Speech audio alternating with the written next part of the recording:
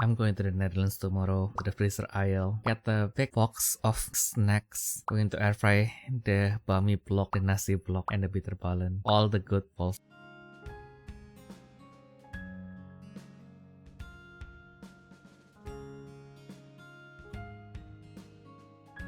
Hello everyone and welcome back to the Refresh Step where you recover yourself for the main step. I'm yours for today, tomorrow and the foreseeable future, Theodore Lu.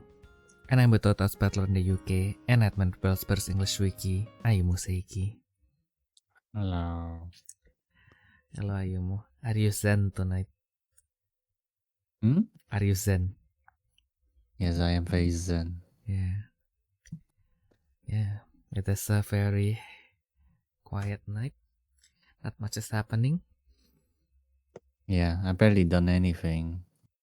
See. Actually, no. Well, yes, I barely done anything. I actually did something proper, but not a lot. And I just went off and watched 2 more Minecraft ARGs, and then realized they're actually part of the people call it the Minecraft ARG multiverse. Oh my fucking god. Because it literally collected like basically 4 of the biggest ARG YouTubers. And then like they are setting up, I mean obviously it's not explicit, but it's literally like Marvel. Like they give you hints here and there in their own videos, and the people are like, shit, wait, this character was in another video. Wait, shit, they're doing something here, aren't they?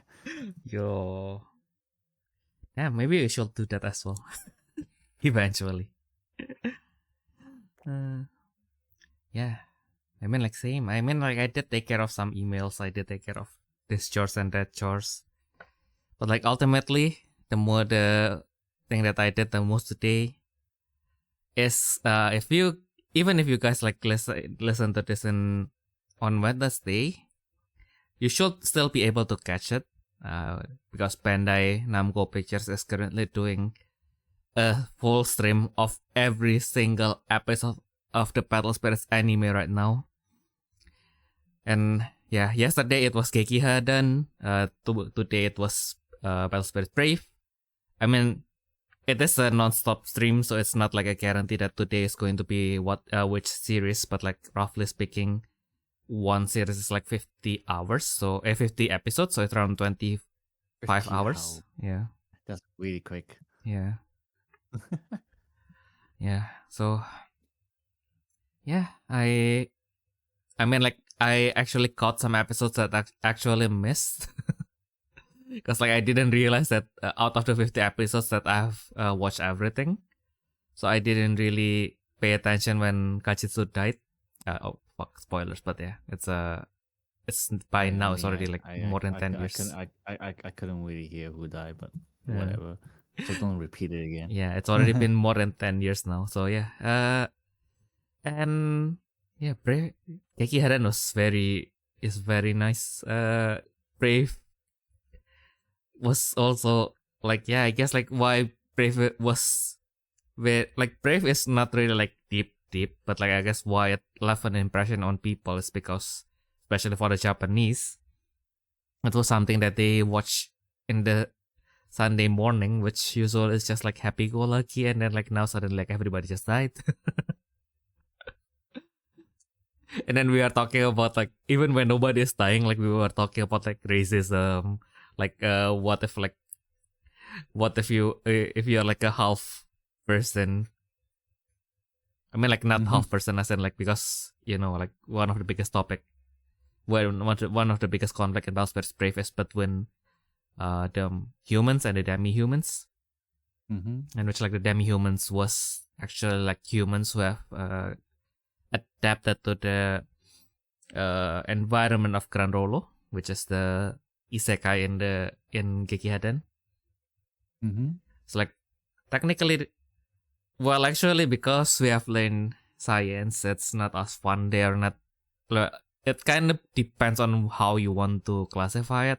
But like if you are talking in biology, they are still not human. They just share a common ancestor, or they are like, technically speaking, an evolution of human. But turns out their DNA is still like uh, very, very much the same as human.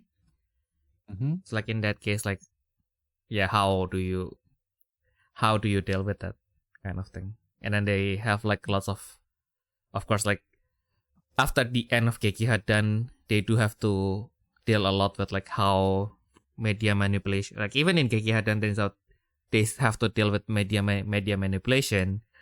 They have been like framed to the absolute prim. They have to deal with grief, and yeah, I mean like Ayumu has told us like the story of like done after Gekiha done in the novels, and it was not fun. But yeah, sometimes in life you have to. But like I thought that was like in Brave mostly, but like even in Gekiha done, like one of the episode that actually like I kind of miss is when Dan was like recruiting Suzuri. And he was like, because like Suzuri's thing is like he has the trauma, he was bullied in the real world. That's why he didn't want to like join their effort in like saving the world and going back to their own world. Because like, yeah, why do he even want to go back to that world where he just suffers? But like so basically in that episode, he kind of have to deal with this trauma, and he finally like, okay, I've been like, this is not going to deal with it immediately, but I have to move on first. Which is, I mean like in the end, trauma is not something that can be solved with a pep talk. But I guess, you kind of just have to move to some extent. Yeah, in your own pace. And if you really need to get professional help, but yeah, it was like, one of the comments in there, because it's a live stream, one of the comments kind of hit me because they just said, I have to deal with trauma in a Sunday morning cartoon, and I am forced to face my own trauma. So I was like, oh, yeah, I guess I can kind of feel that. Yeah. Maybe that's why I was feeling like very, very, very, very, very melancholic today. That's like I woke up to what was it again? Yeah, I already forgot, so that's good. But like I woke up to someone dying in like in the anime, so I was like, oh, this is what I woke up to. Like my I was day. going to say you woke up to someone dies. Like what the fuck? Yeah. In the anime, I mean, but like, it's like, I was like, man, like my day is not necessarily good right now. And then I woke up and then I opened YouTube, and then I was like, might as well catch some battle spirits before I do anything else. And then someone died. Oh. Like I already know this happened, but like, I have to experience that again. Very cool, Bandai, very cool. Oh yeah, but of course they are doing this live stream because they are preparing for the airing of Battle Spirits RE Sekai no Ku. I think they posted that the episode will start on August 25. Still no news on any streaming. Really? Yeah. No. Okay. Just send more information on that day. I see. Okay. Good thing we have someone who can read kanji. Yeah. Oh my god. Yeah, I guess like it's in October or something, right? I guess. Yeah, most likely. Well, basically the next anime season. Yeah, that's why I was like, why is like, I mean, like if it's like 2 weeks away, like I guess that makes sense, because like if it's like in 2 weeks, I was checking to like maybe Crunchyroll got the license in a bulk or something. Just kidding. But anyway, just checking if they actually like if they got it. Like no, like they don't even have any news of like what they will air in like fall. But yeah, hopefully, I mean like, you know what, Crunchyroll is not the best company. Hopefully someone else get it. But like at the very least, hopefully like someone gets it, and more people can watch Battle Spirits. Because I forgot that the anime is actually good. True. Yeah. I mean, except for Double Drive maybe, but yeah. we need to continue the tradition, continue with the double draft slander, but yeah. It's actually really bad though. Yeah. Hey, you guys can see it for yourself. Hey, yeah. I mean, like, yeah, what? By the time you guys watch this episode in Wednesday, so tomorrow is going to be Heroes. So on the day, it's going to be Sword Ice. Yeah, Sword Ice. And then after that, it's going to be Ultimate Zero on roughly Thursday. So this is rough schedule because again, all the episodes is going to play roughly around 20 to 25 hours. Yeah, one season for one series. So Friday it's going to be Burning Soul. And then Saturday, yeah, you can catch it on Saturday. Yeah, perfect to fill in your weekend. And then on Sunday, ultimately we will be closing everything with all the sequel for the Battle Spirits Brave, so Saga Brave, Galet, and Mirage. Yeah. Unfortunately, Shiketsuru-san is not considered a canon anime. Very, very unfortunate. It was it was a fun series while it lasted. Yeah, true. Yeah. Actually, I never actually watched the whole thing. Oh, I mean, it's just basically they just pull down like the gameplay of like Purple Aggro and and basically just make everything like well, I guess like it's a very Japanese humor. It's kind of dry. Like I guess like it's a very Japanese humor, if I might say. Yeah, it kind of is, yeah. It's like yeah, they kind of rely on like someone being like the punchline basically, and like someone else like, except the punchline is the player, because they are playing Purple Aggro, isn't it? Yeah. Yeah, the one. So like if I were to spoil you, one of like the most iconic scene is basically, you know, in Purple Aggro, you basically pressure your opponent, and then if they survive to the mid game, you bring out like, because like you already have like a lot of chip symbols on your field anyway, you bring out like the big guns. You bring out like Magnamizer or the 6 Sengoku General Mudo. So the soul core that the deck is using is actually given by Tamaoni to Shiketsuru. Yeah, so of course like they are being cornered. Like even Magnamizer is not making any difference, and I don't know why. So I guess that's supposed to be the joke. Like Magnamizer is not doing anything to the game in 2016 something. That's kind of questionable, but I guess yeah, that's the situation. So the player summon Mudo, and of course Mudo's thing is that he uses Soul Drive, right? So he has to destroy the Soul Core in order to activate his ultimate skill, and that's basically like the only way to win in that match. Of course, they don't show you the whole match, but like yeah, basically what the spirits believe is that if Mudo is able to use his Soul Drive, then the player is going to win. But of course, like Shiketsuru was like, yeah, why, like the Mudo and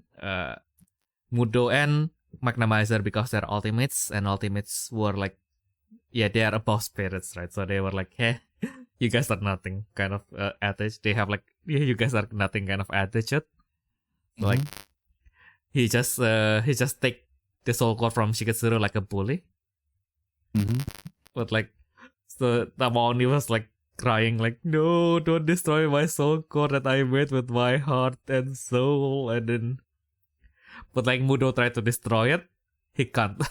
Magnamizer even tried to help him to destroy the soul core, and they can't. Lamau. Yeah, with the power of friendship, this soul core shall persist, and of course they lost the match.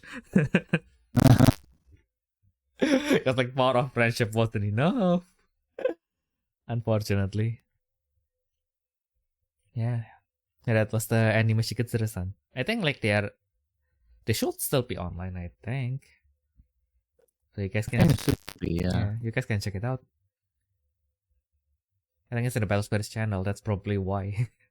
It's because they made it under the Battle Spirits brand and not PN Pictures. Yeah, Japanese corporation rules are weird. Because like they technically don't have the license for the Battle Spirits anime, but they make anime under their own division, and then now they can keep that. Yeah.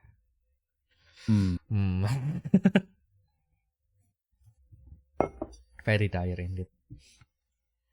You know what else is dire?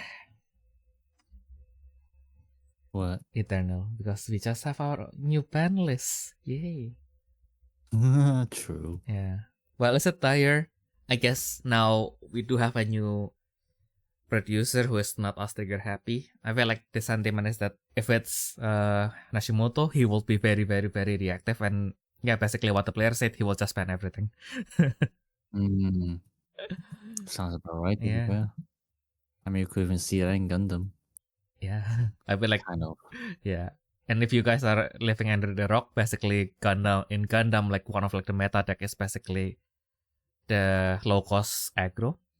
And you know how they ended up solving it? They basically use this thing called the pair ban. Yo, something that not even Battle Spirits can do. Yeah, so basically so basically they use the pair ban on every single vanilla that is cost 2 with specific status. That every single color have them. Like it's basically you can only use one. Yeah, basically only use like one playset of each vanilla basically. So I was like, oh. Yeah, that was a very long pair ban list, but I guess fair enough.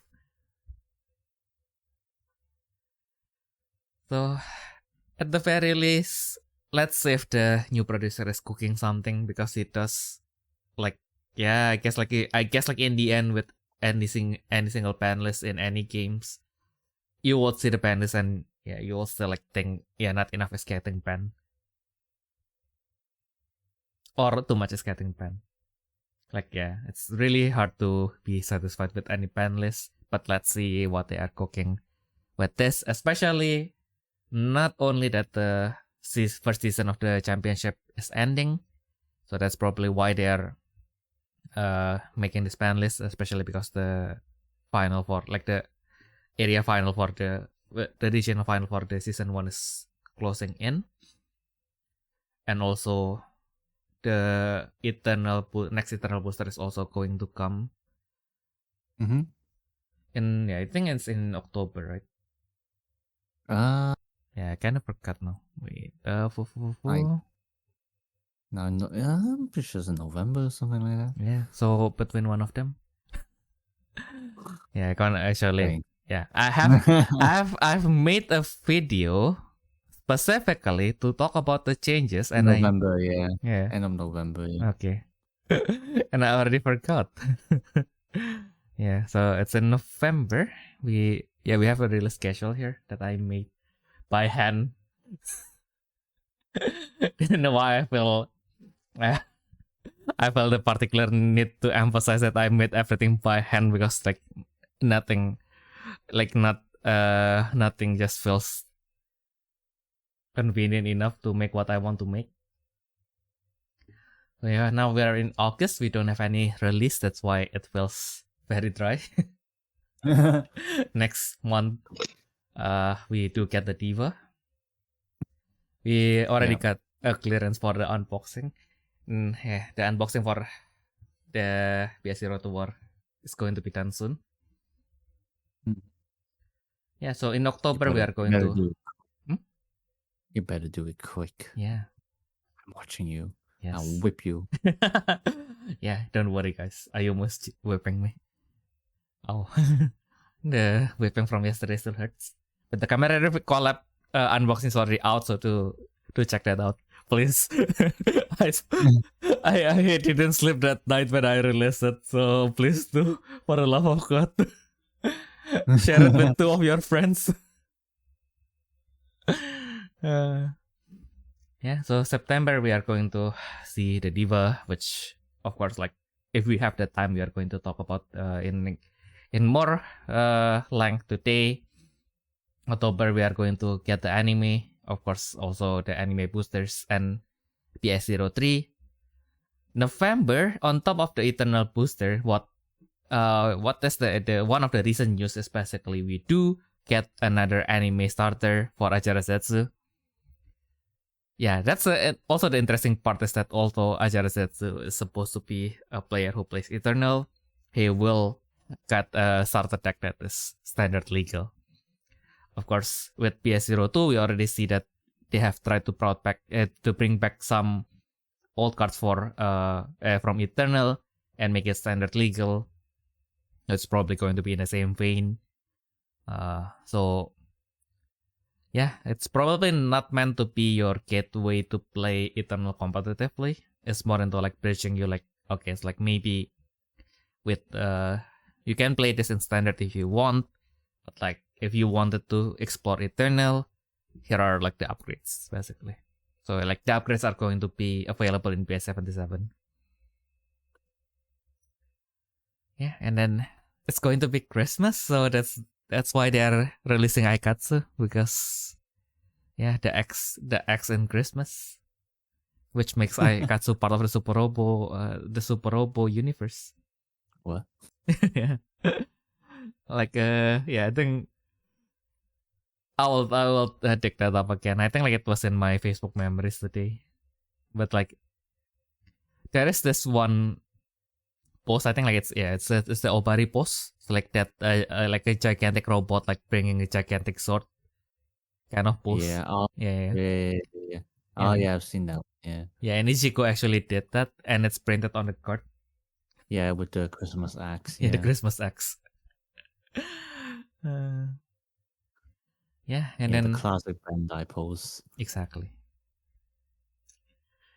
And yeah, in 2027 we are welcoming the PS04. We will have a new collab and also a mystery product.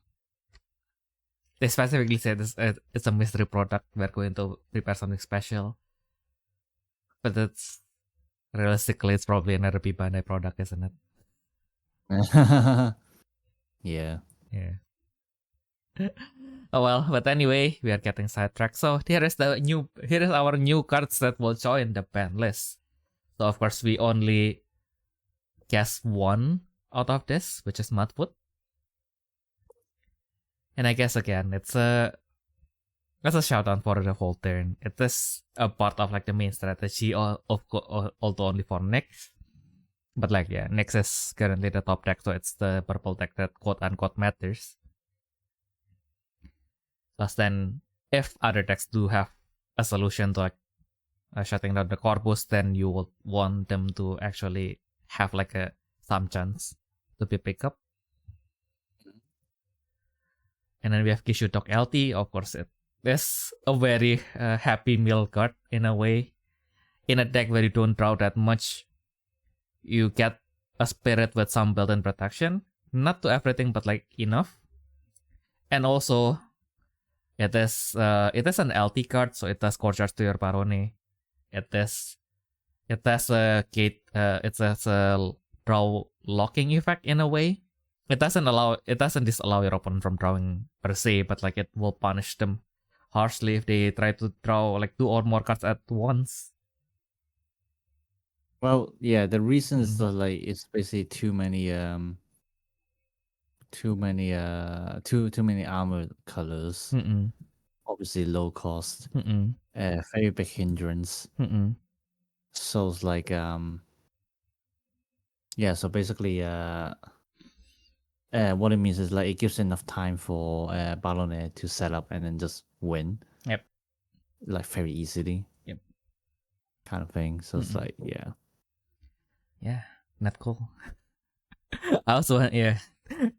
To be yeah, fairly speaking, like when it was given like an LT, I was like, huh, that's an interesting choice. You are trying to upgrade a card that is still threatening. It's just that Kishu Talk itself, yeah, few metas away, not that much. Like you do get more cards from other ways than drawing, so it's like yeah, it's still fine. like now you do get more draws. So like yeah, not cool. Not cool. Yeah, it's a hindrance for like the other decks where like they wouldn't be drawing one by one, but obviously rather they'll be like drawing two or more cards at once. So yeah, that would create a problem. Like only Bashindan kind of bypass that because somehow all the effects are just draw one. Yeah, it's as if they have designed this together. Yeah, so what? Like, yeah, I guess also because the next set is going to be the flag nexus for red and yellow, two color set is might the option is like to draw. Yeah, makes sense. Yeah. So who knows? Maybe like their gimmick will be like to draw to some extent. It's red and yellow. They will be drawing to an extent. Yes, you are very correct. Such genius. Yes. Yep. No, I mean like the gimmick is. It's not like that. Yeah, they're going to have draws, but like basically, it's a fake draw, kind of like blue in a way. So like you do see more cards in your deck, but not really keep them. Kind of, and then maybe they will just reward you. Like if you draw cards, then you do X. So you can either, or maybe they will just limit it. So if you draw cards with this family's effect, you will get this thing. Maybe plus symbol or some shit. Yeah. And then of course we have the Fire Paradise LT to nobody's surprise. Guess we have talked about this in a little bit, but not really to the point that maybe it should. Yeah, I guess like we did say that it should go, but it has been limited before, and it did not fail the deck yet. It still helped them to win a lot. Yep. So like because you technically only need one copy anyway, it is I think like you can salvage it as well. Like one is totally enough. The deck still has like enough drop like power to drop enough cards into your trash, so like it's going to be there. Yeah, so that's to nobody's surprise Fire Paradise LT, which allows you to play most of your praise for free. Yes, ban. Yeah. So now that we are done with the funeral, we go to the limited list, and we think that Vera Chaos will probably not be touched because it is the only thing that glues the whole deck together. But of course they said no. Lo and behold, yes. Lo and behold, they did. They removed the glue. They say they really let us look at the Chaos Bears and no more glues for you. Yeah. The Chaos Glue Sniffers is being punished. Now you can only sniff glue once a day instead of three times a day. But I guess like when we have talked at length about like how strong Hera Chaos is, and the only justification is that the rest of the deck kind of didn't work without Hera Chaos. Like it is going to be like very slow without Hera Chaos.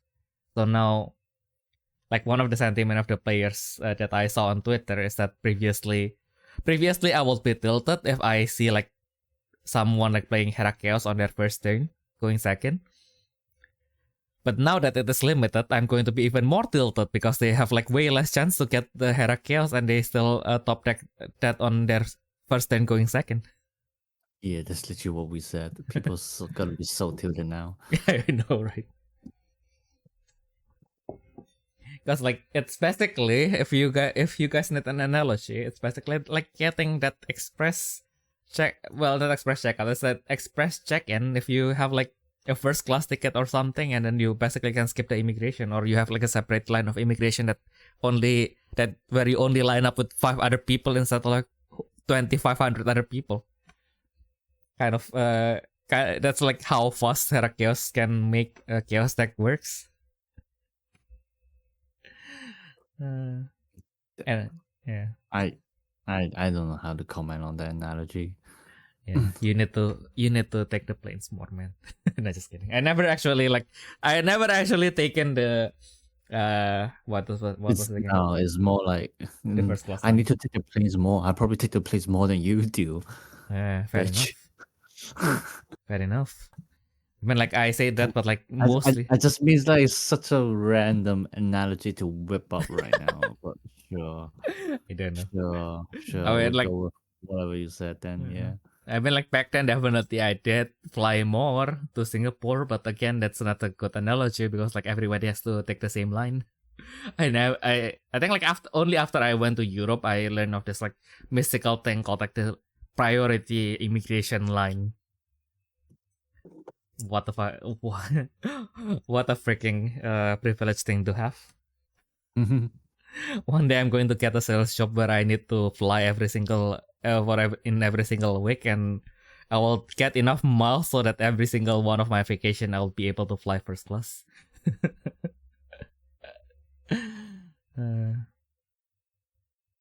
Yeah, that's the. Oh my god, how deep how far the middle class stream have fallen. It used to be like having a 2-story house, maybe one nice car, getting your kids into college. Well, 3 kids into college, and then now it's just I just want to take one single first class flight before I die. Bruh. Yeah. Anyway, speaking of the middle class stream falling, the most privileged deck in the room now is of course getting a hit. It's a consistency hit. Of course, we have talked about what can be hit in the last episode. There's too much that needed to go if the deck wants to be way less consistent. So I guess they just limited the biggest offender, which is the Light Sacred Sword, which does basically everything for the deck. So yeah, it can redeploy itself. It can what was it again? It can arrange your top deck for you. And also, if your spirits lift the field, they can go to your top deck because why the fuck not? So when your heavy hitter that your opponent do all the things that they can to remove gets destroyed, they will just go to your top deck, which normally would be a limitation, but this time it's basically just a lie because you can still use Naroni's contract skill to just call it back to the field and torment your opponent once more. Yeah, basically that's everything for the deck. So I guess that's the fair limitation, and of course it is one of the limitation where well not just this card, but like generally speaking, all the cards that is in limited right now, they are being considered like we are going to watch these cards closely. If they continue to be a problem, they are going to be gone. Yay. Yep. So turns out that's why we are saying that the producer is probably cooking a lot, because now we see that there's not much cards that are being hit. I guess like in the end you do want a more varied environment. You don't necessarily want to just kill like all the big guys. And I guess like recently I've been playing Eternal, and it's not I'm saying this as a casual player, so like it's not necessarily something that ends in like turn 2. So I wouldn't say it's fine, but that's not. It's not at a point where everything is thrown. There's no future for this game, etc. It's it's fine, to be fair. It's fine. It's just the outlier tilted us more. Well, it's not really the outlier. It's kind of major. It's at least like that 1 of 10 match now, but like still, when you hit that 1 out of 10, it just oh my god, why do I play this game? I mean, that's basically the same with all the other card games, so. I suppose so. So basically, if you play Vanguard, that's probably the easiest to understand. It's basically like your opponent just checking it over trigger in the most convenient time.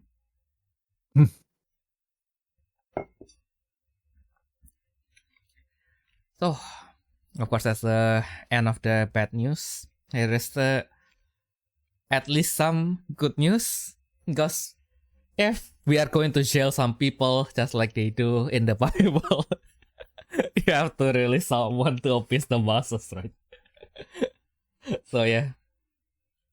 They have decided to unban some cards. Not everything going to be unlimited like last time, but they have decided to, okay, so weak bind can go from ban to limited to 1. And also, what is most exciting for us, that Agavia is finally making her return. Agavia is finally at 3. Yay! Ayumu said no last week, but the Agavia believers prevailed. Yeah, to be fair, I tried to test it yesterday, and yeah, I there are like now, like Agavia is kind of like a win more button, so I guess I can understand why she's okay at 3. And then of course now, not only they didn't do anything to do ransom, they gave us even more win button for like the mill decks. We got Ultimate Dagon back. Yo. I only have like one single copy of Ultimate Dagon, so that doesn't do anything for me. But I guess it's time to dust off my Poseidon deck. Have fun with it, I guess. Yeah, because well, on attack, Mill 10 is already too weak. Too weak. Yeah. Milling 25% of the cards in your deck is too weak in this day and age. Yeah, I guess like because Ultimate Dagon can definitely like mill more than that, but more than that you kind of rely on your opponent's field, which I guess that is fair. And of course, it being an ultimate is a huge detriment to its self at this point, because most of the mill strategies supports the spirits that mills, and also it doesn't. Yeah, and also it doesn't have like the modern mill gimmick of like erasing its own symbol. So yeah, I mean like it is a late game card, so I guess it's kind of fair that even if it doesn't remove its own symbol, it's still going to be fine. Like what? Like it's an ultimate symbol anyway. Like I was like about to say like something about like, yeah, if you wanted to use soul magic, but like yeah, you can't even use soul magic because it's an ultimate symbol. Yeah, so now being an ultimate is actually a detriment. Yeah. Yeah. And of course we have Agavia, our favorite card. Yeah, it's a win more button. I guess like I tested like 2 games yesterday. Most of like why I lost is because I can't get to 2 counters fast enough. I basically break everything.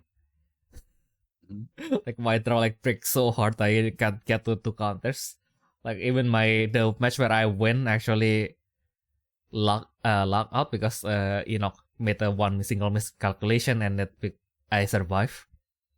And then I basically have he brought me down to 1 life, so I have enough cores to basically just deploy my whole hand. And I have Clara. I have Clara and I have the Ultra Manifest Premiere, so I can refill my hand twice. That's a win more and then win more again button.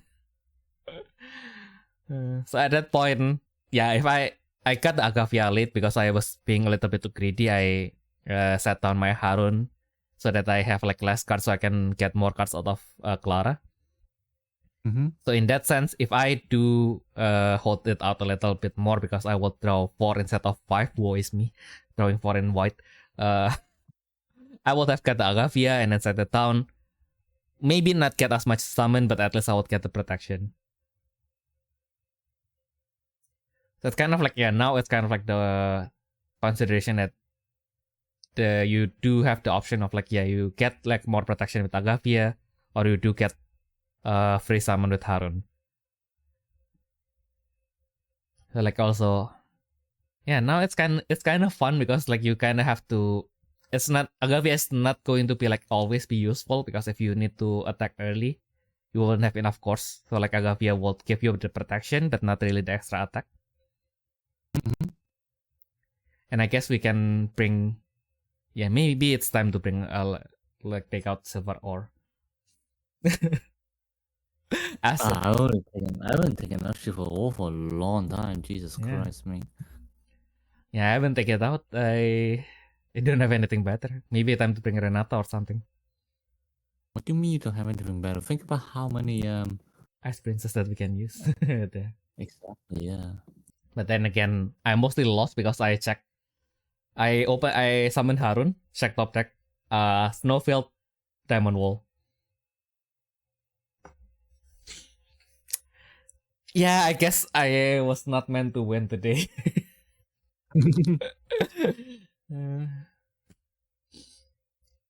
I think like there's one match where I checked free heli and I was like, oh my god, I was almost crying. Like, finally, things are getting better. But yeah.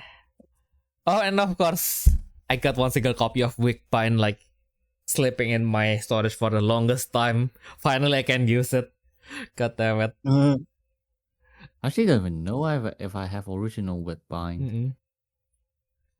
Yeah, so now if you have played during the Rebirth era, you will probably be more familiar with this one single card called the Sanctified Light, which basically locks your opponent's whole hand that is not yellow, and also all of their spirits and ultimate cannot block.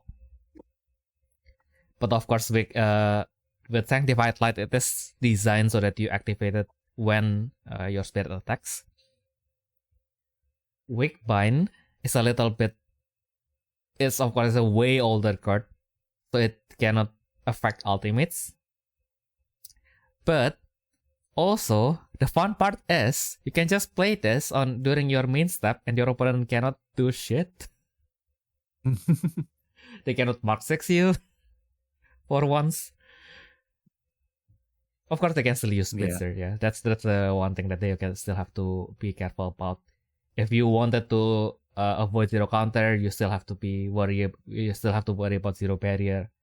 So I guess now Wickpine is... Yeah, I was like looking at Wickpine when Sanctified Light was out, and I was like, why is this card? Yeah, this card looks not the strongest, but like it feels like it can be used at the 1.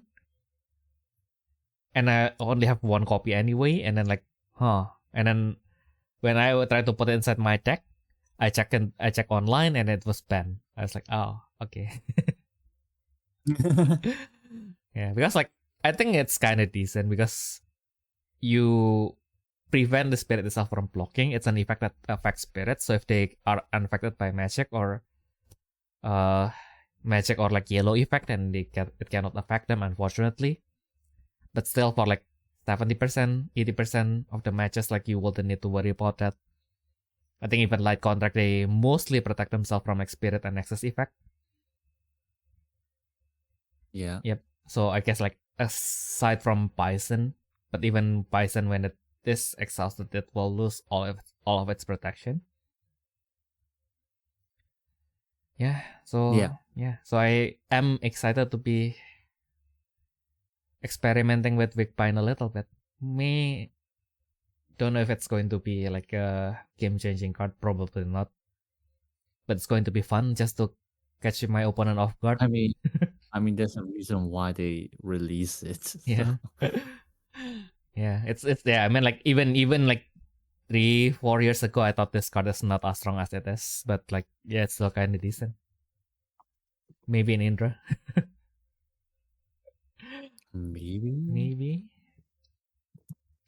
Because like I guess like Indra, it's more into like, yeah, this is the one deck that can have enough cores to play it during the main step.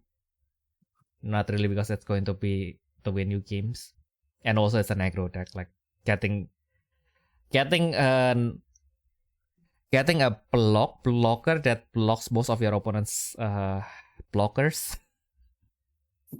as early with as little condition as possible. Why not, I guess?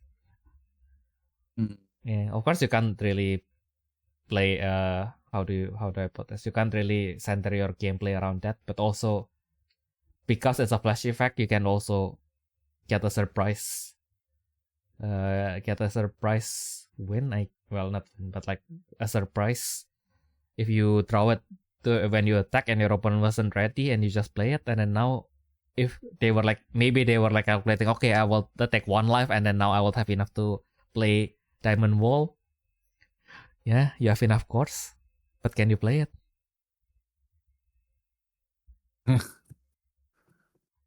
Exactly. I don't think you can.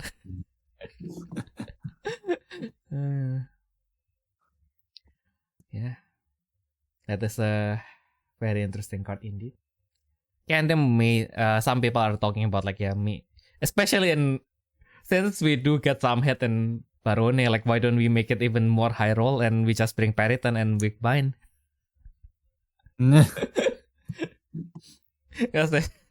So basically, the Divine Bow Bird Periton, it basically checks your top deck. If it's a magic, you can play it without paying the cost.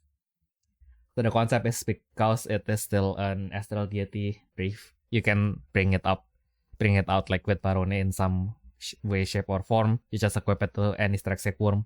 You attack with it, so you basically use your top deck manipulation effects to bring Weak Bind to your top deck. You attack with the Strixhape Worm brief to Periton. You open your top deck. You play the Weak Bind, and then now, even if you don't have Strike Worm, Leo, Hawk, you have like less blocker. Yeah, that's too much effort, man. Yeah, that's too much effort, but yeah, imagine if you pull it off. Yeah, that's stupid. I guess like in the end, the win more button is like if you play the Divine the Periton build for Petit Vanille, I guess you can bring like 4 Sanctified Light now. Or actually, the other consideration is that with Sanctified Light, you kind of still have to wait until you have 6 counters, but Weak Bind you don't. Yeah. Yeah. So you can basically just aim to win like faster. So maybe maybe we don't change the ratio, so just 2 Sanctified and 1 Weak Bind. We face Ultimate, and we just have to be patient. Wow. Wait, in what deck? In Petit Vanille. Ah, right. Yeah. Fair enough, yeah. Yeah, as we are talking, we have more and more thing going inside our head. Definitely that's a good unban, because the Agavia is a straightforward thing, right? Like you will probably just bring out less of this, less of that, and then basically just win more. Your strategy doesn't really change. You just have more protection now. Okay. Yeah. Sanctified Light is better but harder to play. So I guess that's a trade-off. Yeah. Which is nice, right? Like the new cards is actually like marginally better but harder to play, which is, yeah, that is actually like the good power creep, isn't it? Yeah.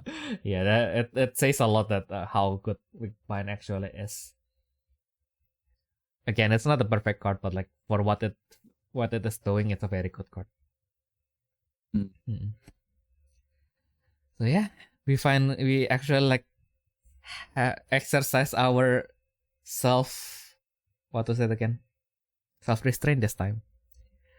So before we close the chapter on our Banlist discussion, what do you think of the Banlist, Ayumu? I mean, it's definitely interesting that they're not doing anything with Path of Destruction. I suppose like they still going with the ideology that like they don't really want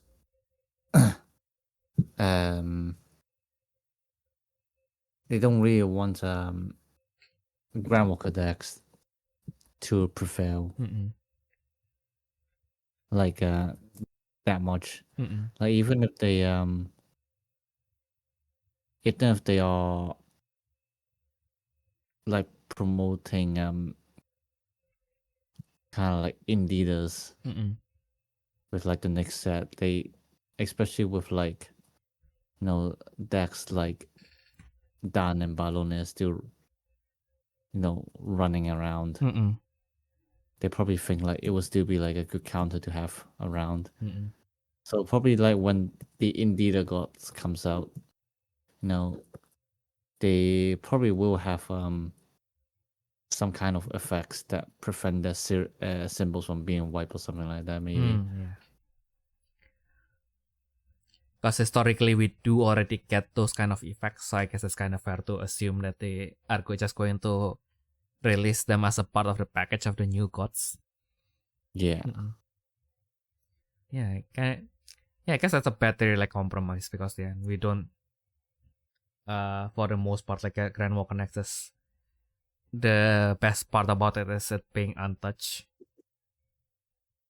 So we do have to do something about it.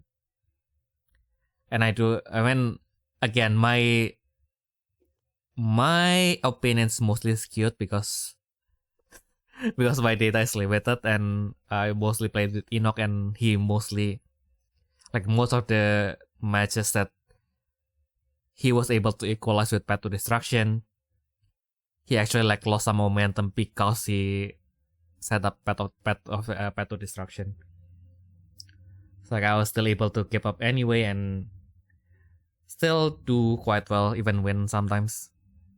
And yeah, I guess also with Path to Destruction, there's also the other sentiment that maybe they want you to play, they want you to consider the spirit contract text as well. So yeah, maybe I guess like after like 2 years of like getting like nothing but contract and Walker Nexus, we're kind of conditioned that okay, so if I wanted to play something quote unquote decent, I have to play with this contract and Walker Nexus decks. So I guess with the contract, So one is you want them to play the contract Nexus. Second is like if you don't want to join the contract Nexus, hey, there's the contract spirits. Maybe it's something that you need to explore again. Because I've been maybe. Because personally, I also been playing with the thought of maybe time to go back to Cold Cloud, because Cold Cloud thinks it's just to negate Nexus. So of course, like with the contract flag Nexus, it's kind of fake because you will slam spirits on top of it anyway. But like at the very least, like if you can start it as early as possible, then you can kind of like mitigate it a little bit. So maybe it's time to go back to the spirits. So yeah, I'm going to give the Banlist cooking out of 10. Because I guess like in the end, I posed that question, but like so far I still need to kind of wrap my head around it, and I guess like in the end it's just that maybe that's what they wanted to do. So I guess we'll just have to see in the championship whether that actually works, because that will be the first major tournaments where this Banlist will be applied in. So maybe going to see more. Like of course, like the sentiment now is that Farah is going to dominate everything. But we'll have to see. Maybe next, even though it doesn't have Matwot, will probably still arguably be one of the biggest rival for Farah. So next, I guess like Matwot does prevent it from like having a lockdown effect, but like if you just wanted the speed, there's still a lot of alternative in next. You can still bring the much forgotten wind spirit now, because it does have a manifest without condition, so you can just use it on your first turn and it basically functions close to water spirit. Of course water spirit is better, but like now you have an alternative to get to increase your counter, get more cores as well, because why the fuck not. Going to be exciting. I guess the new producer is indeed cooking. So yeah, let's see what else is he cooking because we do get more Diva stuff. Yay! Oh yeah, not yet. Yippee, not yet. I lied. The bra. I lied. We have the. Well, of course, the current meta is not affected by the Banlist yet. What we can see, however, is that I guess like we do have more eternal people going to the tournament because they all won the Athena stuff, and yeah, you don't get a fixed set of like promo when you join. You get a promo pack, and you can win up to 3 pro. So I think like you get 2 when you join, and then you get another 1 if you win. And they only got, and you won the Athena cards. Mm-hmm. And yeah, the Athena is actually like getting back into the meta, which is nice to see. Yeah. Hey, at least it proves it's actually working. Yeah. You just need to wait until the players who believe in the other 2 new concepts, two of the re-supported concepts to finally surface. Because Rewe and Uranus is actually getting support as well, but we haven't seen. But I guess Uranus, if you want to do well, it is kind of a pay to win because you kind of have to get the new heroes first, and yeah, beyond, and especially because you need Yamato and Kaguya, I guess, which are the 2 priciest ones. Pretty expensive deck for a mediocre deck. Just like because like at that point it can be very strong, but then again you do need a lot of effort to go there. You need the burst itself, you need the Mirage set, which is already a little bit hard. It's already too much to us in this day and age. Yeah. But we'll look. Yeah. I mean like Rewe is definitely going to be more straightforward. So we'll see. So in the standard front, of course we don't really have new releases yet. Unfortunately also drop in number of tournaments being tracked. Yeah, we'll just have to see if the championship help to bounce back everything. And also we are starting to exhaust all the promos that Nashimoto has designed.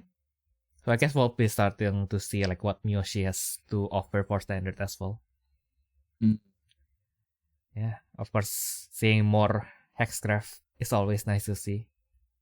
The truth is probably not what I want and not what I want to see, because I know it's going to be some sort of abomination that is 50%, 40% Thunder Dragon and 60% Hexcraft. But that is the reality that we have to live with. Yeah.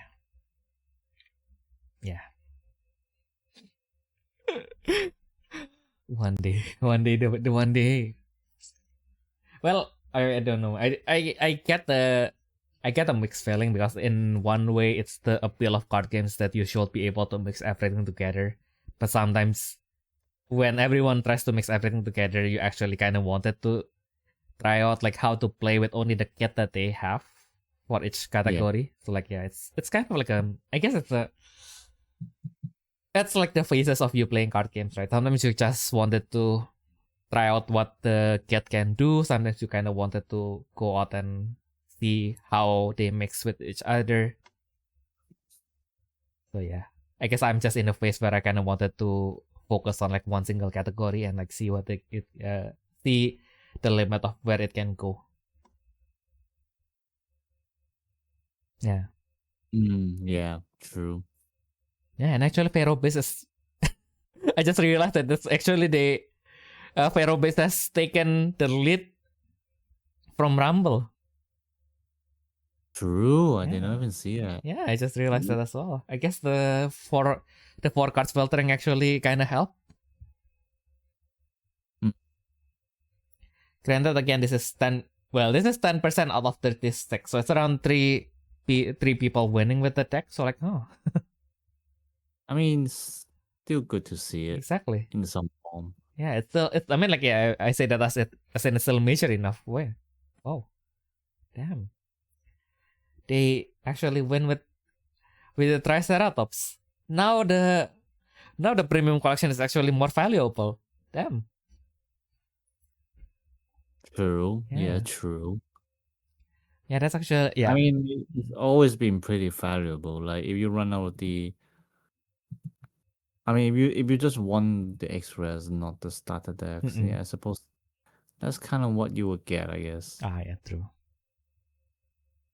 Yeah, that's a fair point.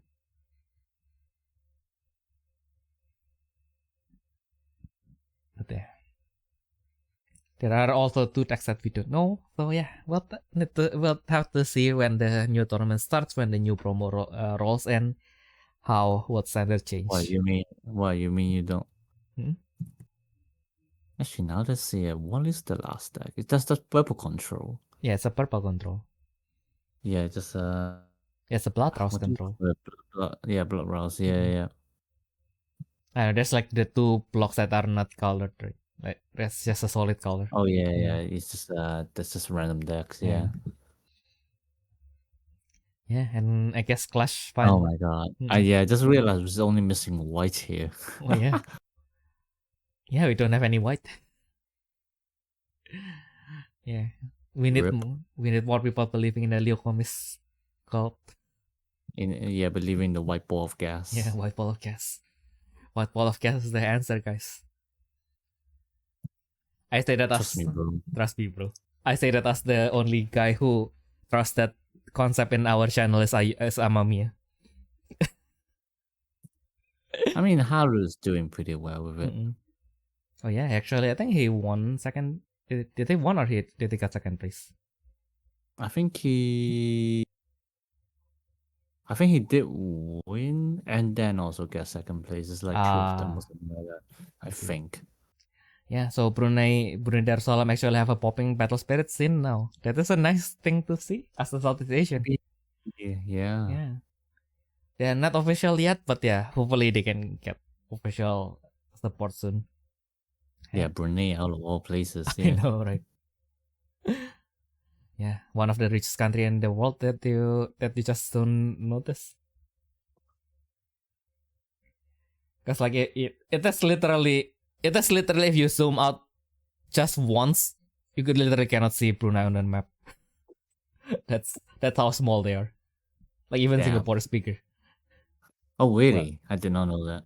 I'm just I'm just saying that because considerably compared to the whole landmass of the island, landmass of Brunei Darussalam. Land area of Brunei Darussalam is around 5,700 square kilometers.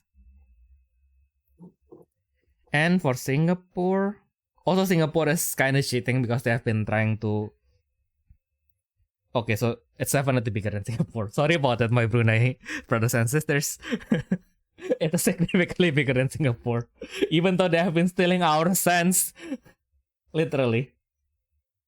Well, not stealing, but like they bought sands from like the Indonesian islands to expand their beach, basically. Yeah. So they just brought it in cargoes of like, they just bought like sands in cargoes and shit to expand their lands.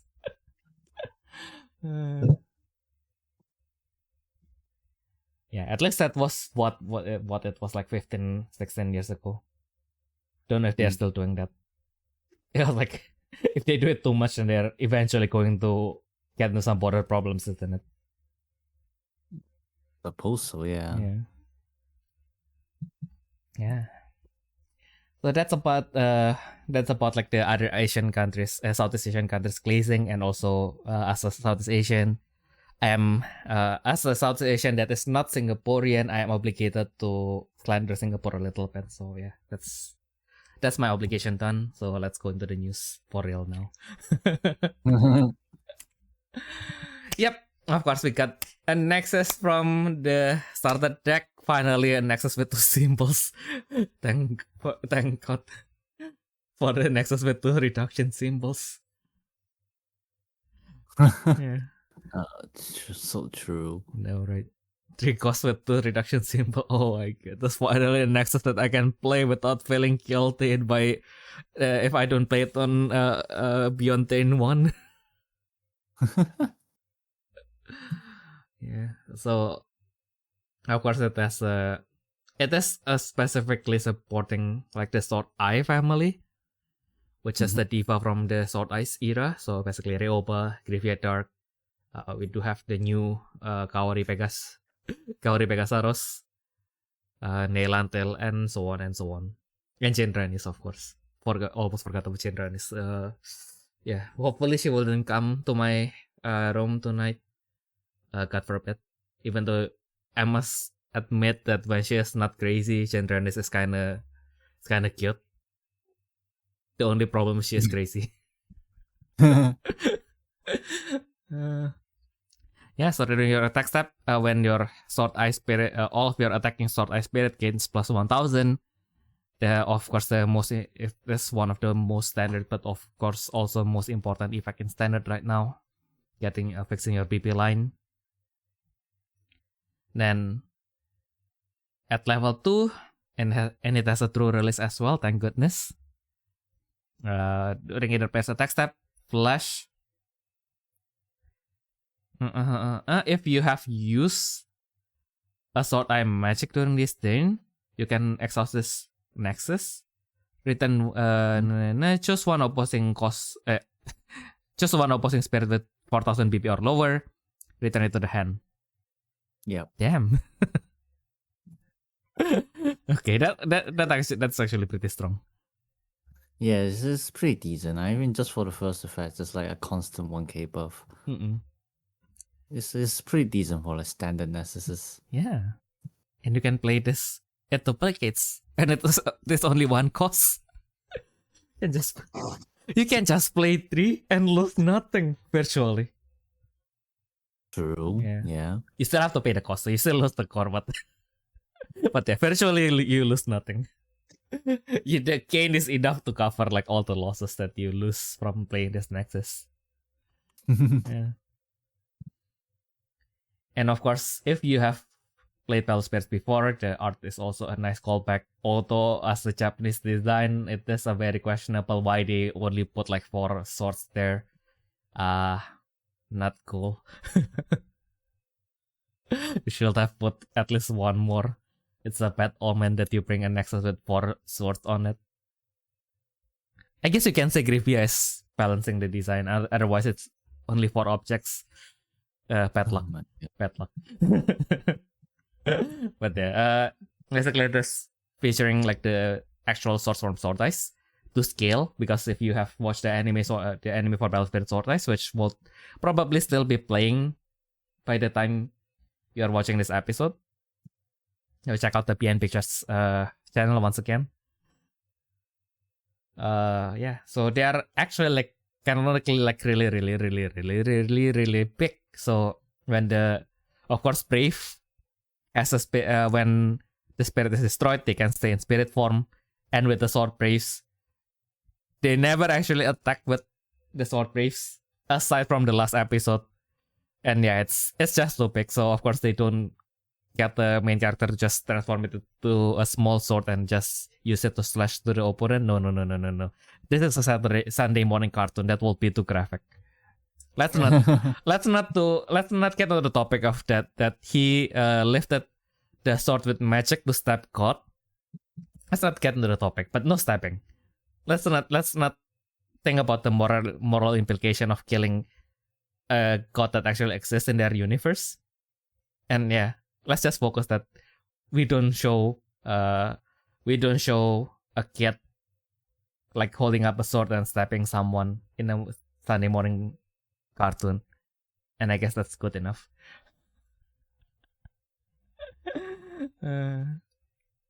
Yep, so now that we have sorted that out, we got our first extra for the booster pack. So for our Diva booster, so this is literally the first extra that we've seen since the beginning of the spoilers. Finally, Ayumu. Yippee. Yuppie. And yeah, it's basically Mermaidia Princess in the flesh.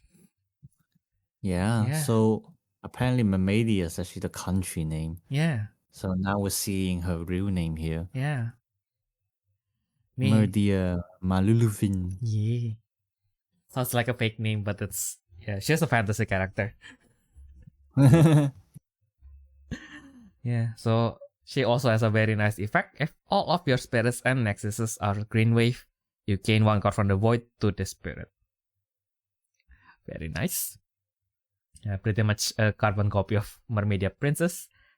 It's just that they put that so that you cannot effectively put both of them together, because you have to summon her from an empty field if you wanted to use her when summon effect. Then of course at level 2, since we don't need current in this deck, during your main step, once per turn, you can pay 1 cost. Only pay 1 cost, you don't need to exhaust the spirit. Yeah. Yeah. You can you can choose one of your green wave spirit and refresh it. Damn. It's nice. We get nice things for once. So yeah, it wouldn't increase the number of your attacks, but it helps you to navigate through heavy exhaust. It helps you to get blockers. And you don't really lose anything because this deck corpus is going to corpus a lot. So like, yeah, paying 1 cost is barely anything. Yeah. Yeah. Damn. I didn't manage to get the original Mermaidia Princess, so I'll be looking forward to actually getting her Diva version. Yeah. And I don't know. I just have a feeling that my that Rabbit Darling is going to be green, so I guess I can have to. Yeah. Fair enough. Yeah. So yeah, hopefully Rabbit Darling. Yeah, I still need to believe that Rabbit Darling is going to be here. We just haven't seen her yet. I'm actually we still got like a full month. Yeah. Before that comes out, so yeah, there will be time. There will be chance. If there's no Rabbit Darling, we are going to riot. Well, you're gonna riot. Yeah, I'm going to riot. If I win the lottery tomorrow, I'm going to spend it on well, if I win the lottery, I would have more money than 2 plane tickets, so I'm going to pay as much people as I can to go to Japan and make a formal protest. I'm going to do what the most horrible thing that you can do in Japan. I'm going to do paperwork so that we can make a formal protest in front of the Bandai office. Bruh. Yeah. We are going to do it like in a very civilized manner, and have maybe Gyudon afterwards. That sounds good. I want Gyudon now. I know, right? It is supposed to be like the peasant food, but it is unfortunately not something that is readily available in Germany. Like, I don't know why, but like most of the Japanese restaurant that actually sells good stuff, they all sell ramen. I guess that's the thing that is most. Yeah, but because like beef is also a little bit harder to source. So yeah, fair. In terms of like the beef, you're using Gyudon at least. Yeah. Oh well. Yeah, I feel like in Berlin you have more. So like ironic that that Dusseldorf, which is more Japanese, has less Gyudon place. I think my best bet is actually going to the supermarket. Ironically. Like, there's a Japanese supermarket that has the bento. Like last time, last time I don't know if I didn't notice their microwave. I cannot find it, and I've like exited the supermarket, so it feels like awkward to ask them now. I just ate my bento cold.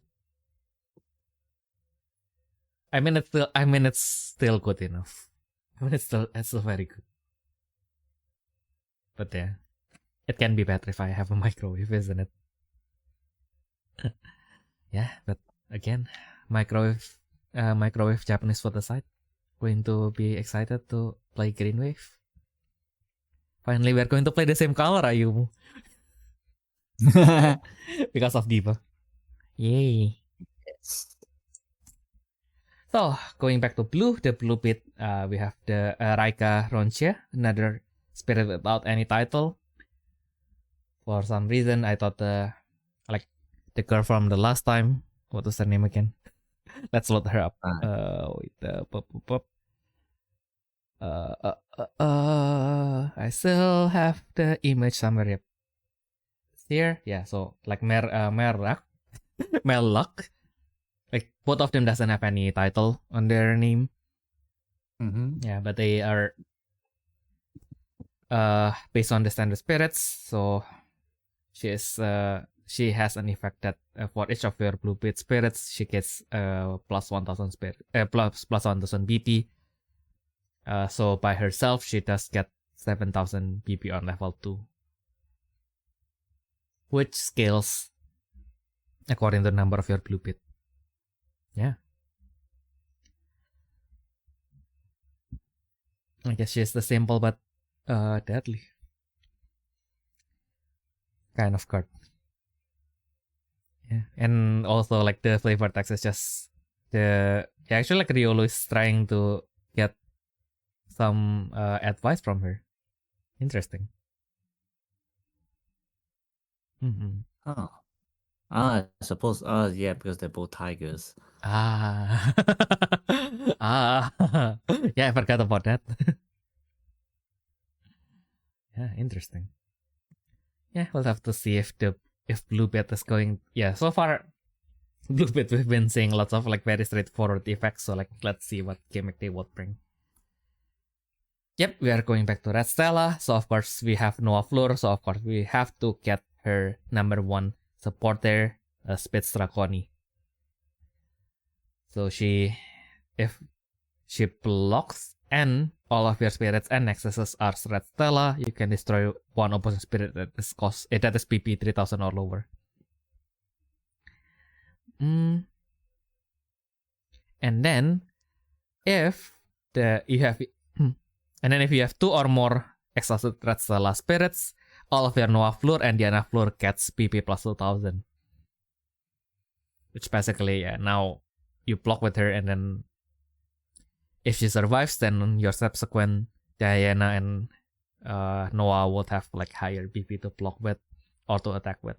Or you are basically, now you have to attack with both, so that both of them are going to be stronger. Yay.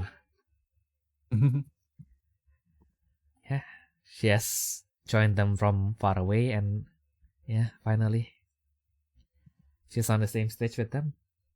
Good for her. Yep.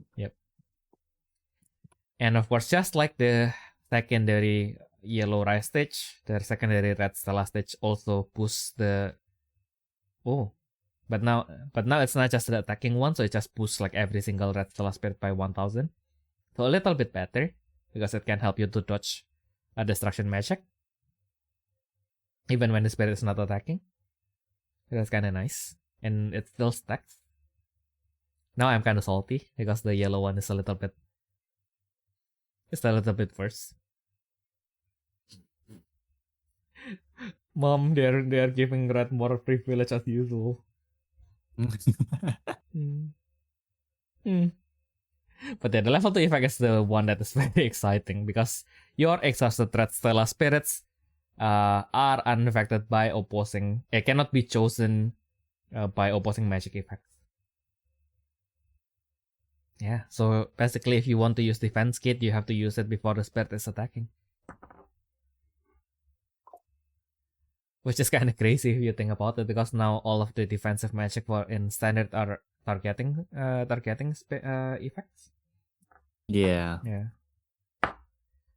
So now you kind of have to block the Noah Fleur, but I suspect the Noah Fleur will have some effects that activates when she is blocked. So I guess that's kind of the trap. So you kind of have to, maybe you have to invest in Nexus Destruction now. Who knows? You just bring one break law, it will then do anything, isn't it? Yeah. So we're going to see if Red Stella can actually, like, Red Stella already has all this nice stuff, so we'll have to see if they can actually deliver. If Noah Floor finally delivers. If she can actually be better than Ryoba for once. So what does it take for Noah Floor to potentially be better than Ryoba? I do think this step might be pretty interesting because that is looks like the kind where you just keep defending and then you just one hit or something like that. Yeah. Oh yeah. That will be something that we don't have yet, so that will be interesting to see. And yeah, 6,000 and destroy 3,000. Design against fish, as usual. Would be perfect if she has a true release, but of course, like, it's going to be too strong if she does. But then again, Yeah. Still a 4,000 blocker that destroys another 3,000. So yeah, can destroy to 3,000 or lower, virtually. Even at level 1, so that's still decent. And if you trade, even if you trade, you still get to destroy 3,000 first, so you lose 1 spirit and they lost 2 spirits and you're guaranteed 1 EX symbol. You're going to play against Green. They barely have any EX symbol. True. Yeah. Didn't think about that, yeah. Yeah. Like, yeah, to be fair, like, Spitz is actually really good here. Yeah. Yeah. Good girl. Yeah, speaking of good girl, we have another good girl coming from Standard. We have the transparent hood origin, Olindius. So of course, she is one of the waifu from the green entry deck. She's the waifu from green entry deck. There's no other waifu in green entry deck other than her, except if you are into Dante Cleo or Squid, then I would not comment any further. You do you. Yeah. just like Spitz, just a nice blocker that is designed for your cost 4. So even at level 1, she has a 6k blocker, which is not nothing. But if you do manage to get her to level 2, when she blocks, you can open the top 3 cards of your deck, and you can either summon or deploy a green wave that is cost 3 or lower. The rest goes to the bottom of your deck. So in a way, upgrade from her original form. She also has a way lower cost at 4 with 2 reduction. And yeah, despite not having EX symbol, that is still a very good thing to have, because you can basically, if she for every turn where she survives, you can use her effect again. And yeah, at level 2, she will be an 8k blocker again as well. So like, you can even just block. You get another blocker, and then you trade something that is with something that is 8k or lower. If the attacker is like 6k or lower, and you basically have to trade because you don't have enough blockers, then yeah, you still trade, but you have another blocker still. Yeah. She kind of lost the luster in her original card that kind of make her looks a little bit more mysterious. But yeah, I read the flavor text and I got she's basically like getting the PTSD from her original version, and she was like, huh, it's peaceful here. And so what is this dancing and singing thing? I don't know what it is, but I want to learn about it. And I was like, oh my god, my heart just melted. Yeah, kinda, yeah, now that's an even bigger motivation for me to make Green Wave. Yeah. And fun fact that on level 2, at level 2, she's going to be stronger than her original form even. Oh, true. Yeah, because her original form is like 7k on level 2. Yeah. Oh yeah, you can I thought like the original Olindias can only summon spirits, but yeah, she can deploy Nexus as well. So it actually didn't change. It's just that now you can do it every turn, where she survives at the exchange that you have to wait until your opponent attacks for you to actually activate the effect. But yeah, I mean, like, it's not like you would always need to summon everything right away anyway, so I guess that still kind of works. Yeah. Yeah, she melted my heart too much. I can't. She's too precious. And speaking of precious, we have another entry from Uma Musume. Yay! Yippee! Yay! Because we have the Horse Origin Formulae Accessida. So of course she's at cost 5. She's from Double Vivid. But of course she is a blue card. So when she is summoned, you draw 2 and then you return 2 to the bottom of your deck. But if you have 4 or more blue bit, the number of cards you return is -1. So I wouldn't say that's a free draw 1 after you need to summon 4 cards on your field. But yeah, it kind of rewards you for having a lot of blue bit on your field. And she comes with a new effect, which is called. Where is the? I should have prepared this earlier. God damn it! So it's called the Ringing Charge, which I suppose they will make it for like the pair spirit. So Formulia with Gale, Riolo with Rias, and so on and so on. Yeah, maybe, yeah. I mean, it sounds more like this is designed just for Double Vivid. Yeah. Yeah, definitely. That's fair enough. But that's kind of missed opportunity if they don't give it to Rias. Yeah, they'll probably give it to Gale, Fennec. Yeah. And maybe not Rio then. Yeah, true. Rias, yeah.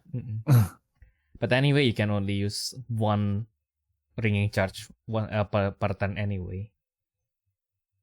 Oh no, this spirit particularly can only use it once. No. Oh no, it's you. You Jibunwa. Oh yeah. Yeah. It's you. It's you. Yeah, you. Yeah. You can only use one Ringing Charge per turn. Mm-hmm. Yeah, but that is rightfully so, because you do get at the end of battle, you can choose one of your one of the spirit is stated by the Ringing Charge. So in this case, Galvanic and refresh it.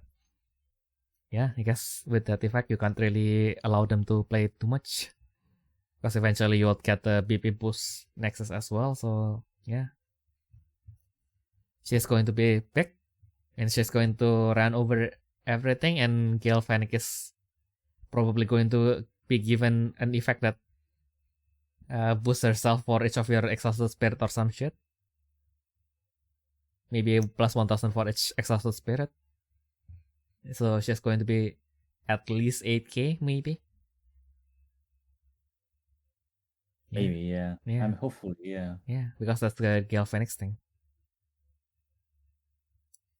But anyway, it's not an excessive effect yet, but I guess it is a double drive effect that they are trying to get both excessive and Gale Phoenix working together. Yeah. So, to close all the news today, we just go with a straightforward vanilla with Luxia runs. Yo. Because I just realized myself I don't think we have like a 4-cost vanilla except for Lugnas yet, do we? In yellow. Yeah, I think. No, we have some more. Yeah, we have some more vanilla. What are you talking about? You forgot about Hashcraft already. Is it a cost 4 though? Oh, you want a cost 4? Yeah, cost 4. Well, duh. Okay, yeah, sure. Yeah. I mean, like we have too much vanilla. That's for sure. The cost 3 we have too much vanilla. The cost 4 specifically, I mean. Yeah. So okay. yeah. Okay. We want to be that specific. Yeah, sure. we want to be that specific. Yeah. So technically, it's not a vanilla because it has the keyword, but it's just a marker keyword that. Yeah, I don't think the Steam counts as a printed effect though. For sure, no. Okay. Yeah.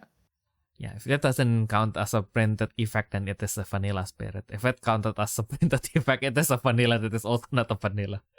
It's a pseudo It's a vanilla. pseudo vanilla. Yeah, I'm pretty sure it's not. Mm-mm. Oh, no way. It's counted as having a printed effect. Oh my goodness. So, yeah, basically. But if an effect leads to the spirit losing effects or being unable to activate the effects, the team would not be affected. And it would still be treated as having a team. Okay. But actually, It's the same case applies to spirit cast with the effect. This cast / spirit is treated as having all teams. Okay. Okay, sure. Okay, fine. Just more specific rules. Good, I love that. Yeah. I mean, like, the only downside is that if you have, like, eventually, like, make a support for, like, vanilla, which is, like, usually what they would ask you to not have any printed effects.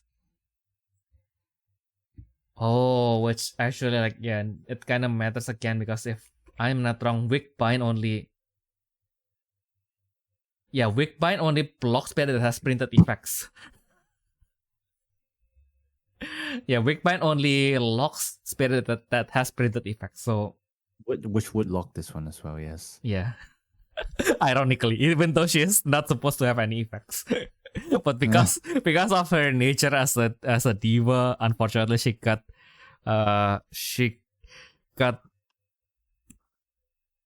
nerfed in that one specific department. Yeah, I guess like in the end, if you wanted to play with like vanilla, it's mostly going to be blue because they have more filter naturally.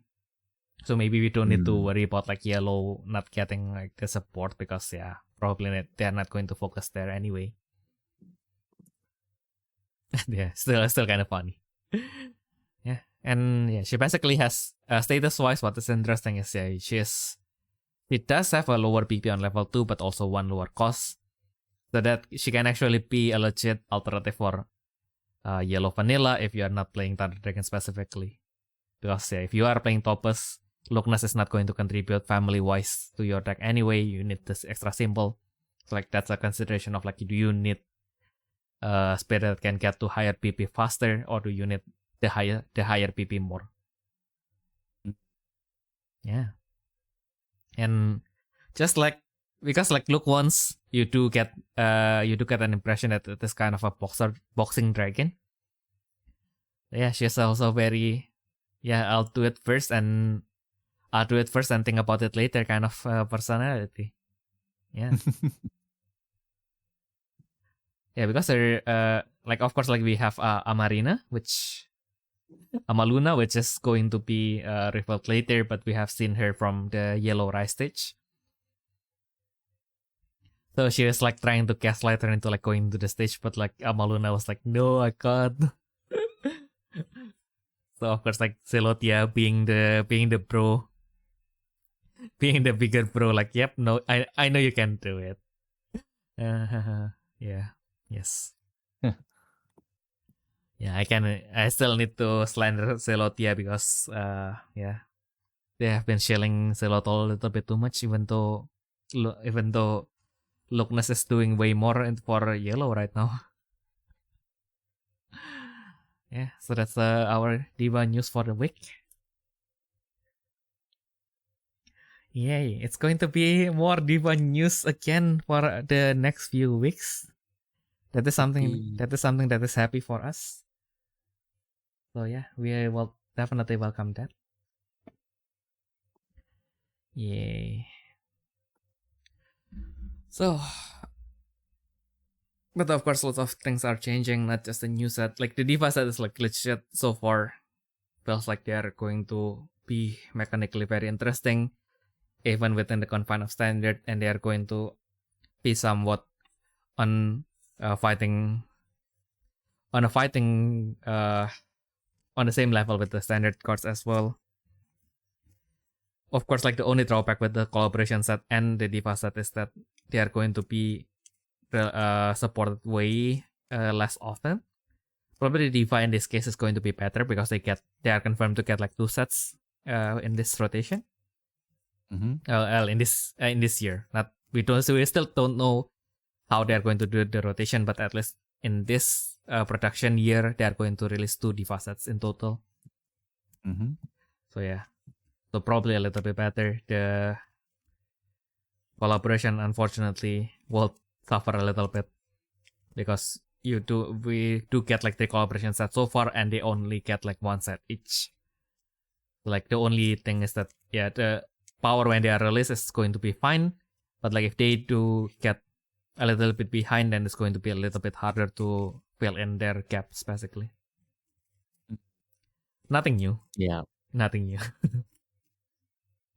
Nothing new. But like not every like with everything standard so far, like not just because we have like lots of new toys doesn't mean the old toys is generally going to be like out, because we see that from the charts that we have been talking with the last few weeks, in the top it's still the fish.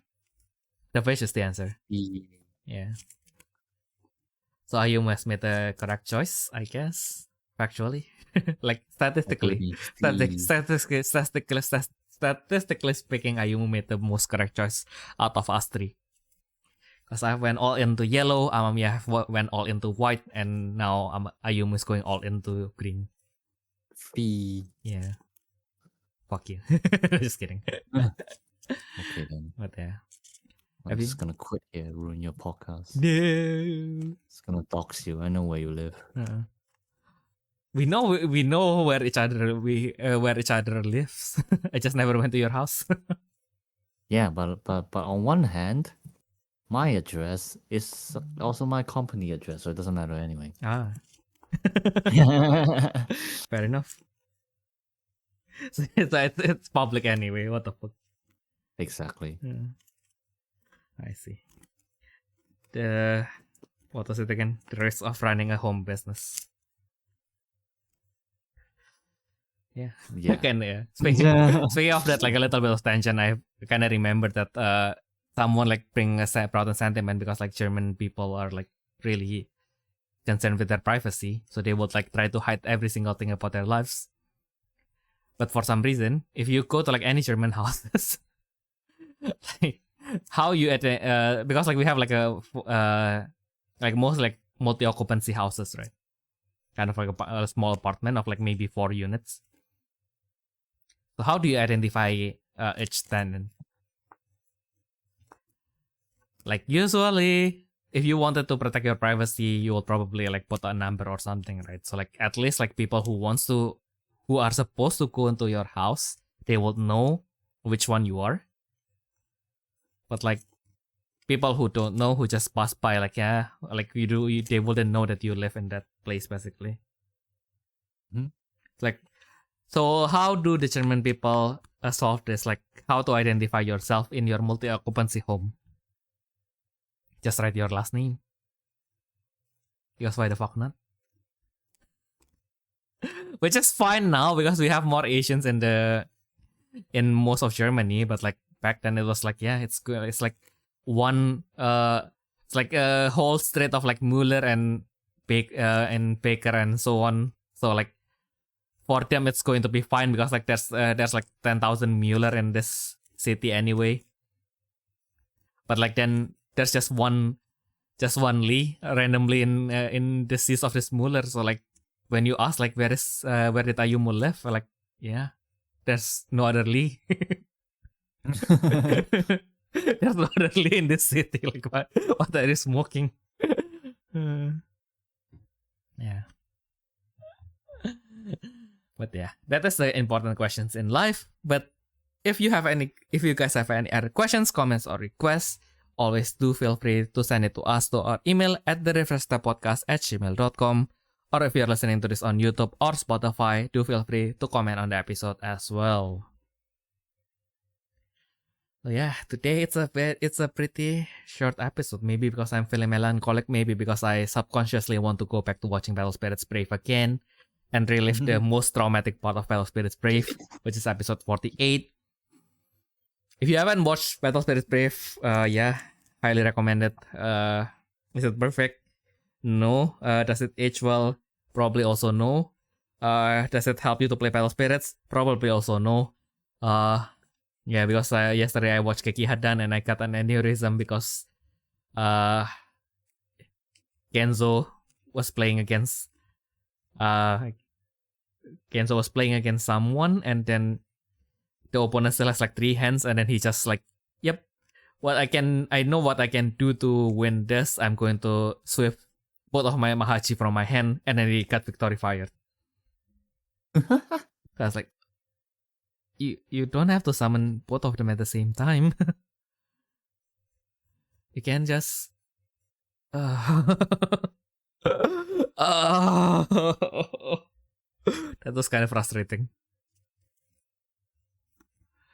But yeah, at the very least, he learned. Not as a player, but as a person, he grew. So I guess that's kind of win. Oh my god, that's. Yeah, I know they did it for like cinematic purposes, but like, oh, ew. And yeah, but overall, like as an anime, they're still pretty good. By 2015 standard, but still. Go watch Geki Hadan, go watch Brave, and then Saga Brave, because like I think like Saga Brave until Mirage, they have like a very pretty low rating on IMDb, and yeah, for most of the rating sites. But then again, it's also because they are a mini series that really relies on you already knowing what happens in Geki Hadan and Brave. So if you have watched Mirage and Galat and Saga Brave and you don't really enjoy it, and you have like 2 days to burn, you can check out Geki Hadan and then Brave, and then you will understand why things are like that in Saga Brave and Mirage, and why we like it regardless of like all the missing context, and we do wish that it can be longer.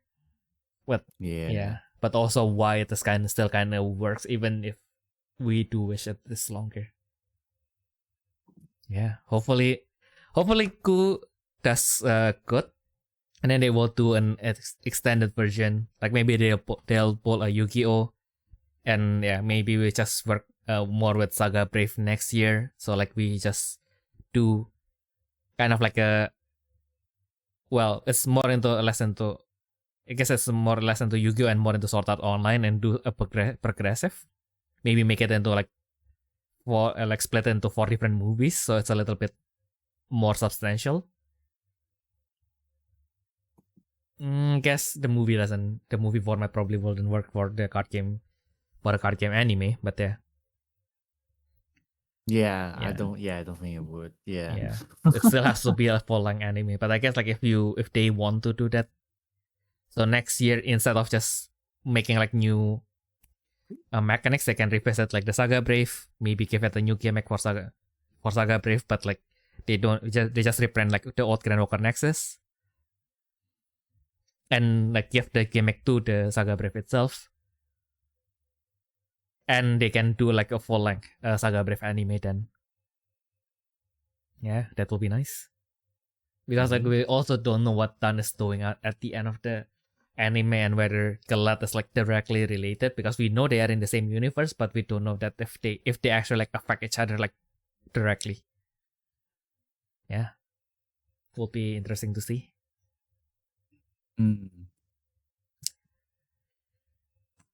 But yeah, again, before we close everything down, again, the Battle Spirits, the Bandai Namco Pictures YouTube channel is currently airing all of the Battle Spirits anime episodes that have aired. Do check it out.